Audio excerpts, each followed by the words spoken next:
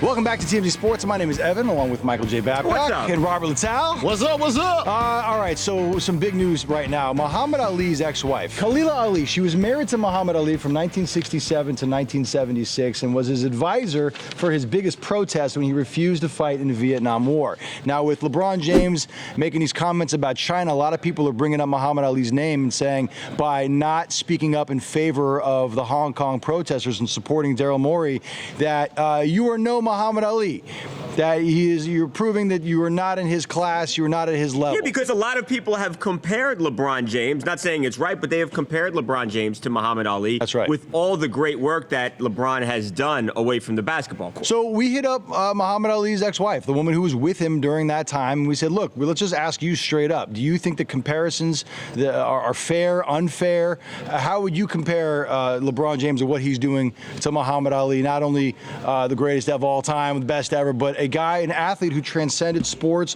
who became a major figure on a global scale, whose protests actually had a real global impact. So what do you think, Khalila? And this is what she had to say. LeBron is not a Muhammad Ali, no, but he could be. He could be a man of the world instead of just taking sides against other people.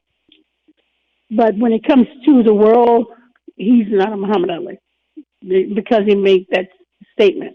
So that makes him different than Muhammad Ali. They will not take Muhammad Ali's shorts and burn them anywhere.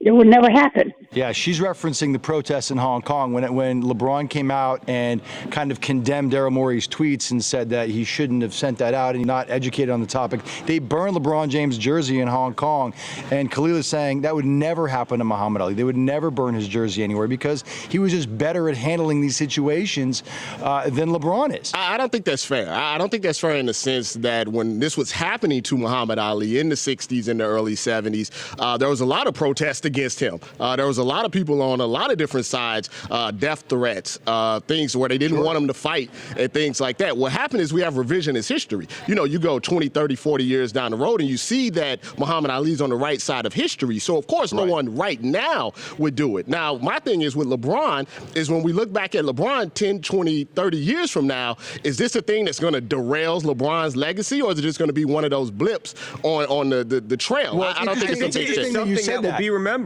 It's interesting that you said that, though, because we spoke with Ted Cruz, right? He's one of the most powerful members of the Republican Party, former presidential candidate, senator from Texas. And he says that LeBron is on the wrong side of history because by not supporting Daryl Morey and Hong Kong and actually kind of not blasting China, that he's aligning with a bad group of dudes. Watch this. LeBron James, he's a hell of a player, but it sure seems his comments were more interested in money and making bucks, and I get Nike's a big sponsor of his and he makes a whole lot of money, but kissing up to Chinese communists and tyrants and apologizing for murderers, that's not a good look for the NBA. In the longer clip, which you can watch on the website, he's explaining why LeBron made a tremendous mistake, and he thinks that his decision to kind of go after Daryl Morey here is going to haunt him the rest of his career. I don't think that's true. I think LeBron is being brutally honest here, and what he's saying is that, yes, there is some financial interest that he's upset that Daryl Morey, cost him. And also what he is saying is that he's more concerned about what's going on in his neighborhoods with the people that look like him and not what's going on, overseas. And so I don't think it's going to harm him. I think, Robert, and look, this is not going to define LeBron James, but I do think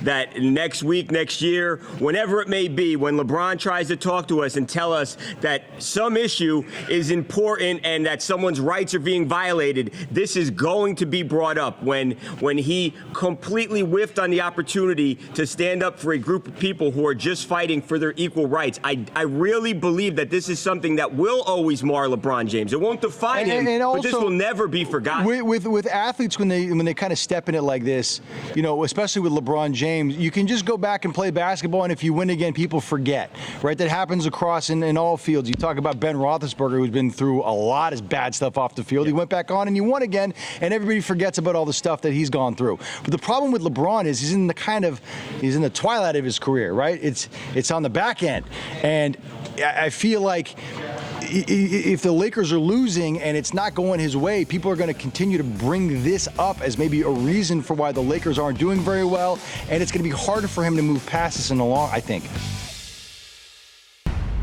If you like what you just saw, videos, great stories, and crazy photos, we've got more like it every single night on TMZ Sports on FS1.